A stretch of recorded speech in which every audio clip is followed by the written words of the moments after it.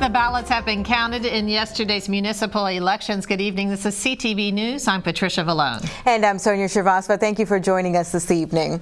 Well, the results are in, and it looks like some big changes are on the way for the city of Hyattsville. Hundreds of residents came out to vote yesterday. 6 new council members have been elected. In Ward 1, Bart Lawrence beat William Jenny by 130 votes. In Ward 2, Council Vice President David Hiles, the lone incumbent, lost to challenger Robert Crossland by 153 votes. And in Ward 3, Patrick Pascal is declared the winner. And in Ward 4, Edward Haba easily defeated his opponent. And in the 5th Ward, there were 3 candidates running for 2 seats. The winners are Clayton Williams and Joseph Solomon. All of the new members will be sworn in on May 20th. There is good news when it comes to statistics regarding the homeless. According to the 2013 survey by the Washington Council of Governments, homelessness is down by 2.4% in the region. That drop keeps with the overall trend for the past 4 years. However, officials say there was a slight uptick in Prince George's.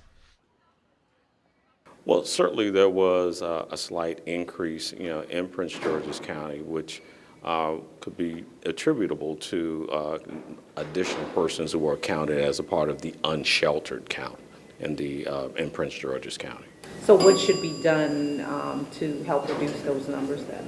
Well, overall, certainly with respect to the unsheltered count, and we're seeing evidence that additional outreach efforts are helpful in identifying persons who are homeless, who are living on the streets and parks and alleyways and so forth, and getting them the appropriate services that they need so they can be funneled into the existing shelter beds that are available throughout the region. And this is the 13th year the study has been conducted. Well, leaders from 3 counties, including Prince George's as well as the district, praised a new regional agreement for the Blue Plains wastewater treatment facility. Blue Plains serves 2 million residents a year. The new agreement takes into account growth in the region over the next 30 years by allowing investments and providing upgrades to the facility's infrastructure. The counties will share the $822 million a year capital and operating costs. This 2012 IMA supports Prince George's County's efforts to grow our economy by setting flow allocations for our bi-county agency, WSSC, and establishing a forum for planning and cooperation among all users of the Blue Plains Advanced Wastewater Treatment Facility. For us, this is really important because our jurisdiction is growing. We're growing at the rate of about 1,100 to 1,200 people a month. Which means by 2032 we will have added to our population in the district about 250,000 people. So this gives us an additional 21 million gallons per day of capacity at Blue Plains.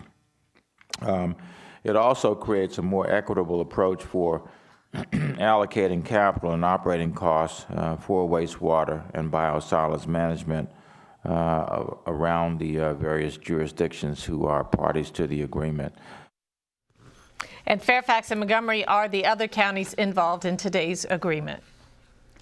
The chairman of the House Judiciary Committee postpones a rare out-of-season meeting on the corruption scandal at the Baltimore City Detention Center. The meeting to discuss suspected gang activity was supposed to take place this afternoon. In a letter, Chairman Joseph Valario writes that several delegates met with Public Safety Secretary Gary Maynard earlier this month. Maynard outlined the recent federal indictments of 25 inmates and officers and actions being taken to address security at the facility. Valario says he is satisfied that steps are being taken to address immediate problems.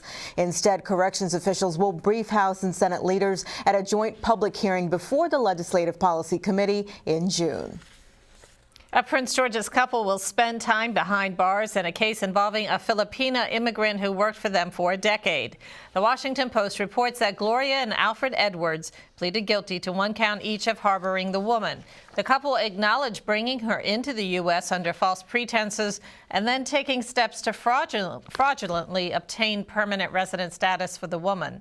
Prosecutors say the couple held the employee against her will and made her work 12 to 14-hour days. Gloria Edwards has been sentenced to 12 months in prison. Her husband, Alfred, is sentenced to 3 months. A judge has also ordered them to pay at least $400,000 in restitution because of how little they paid the victim.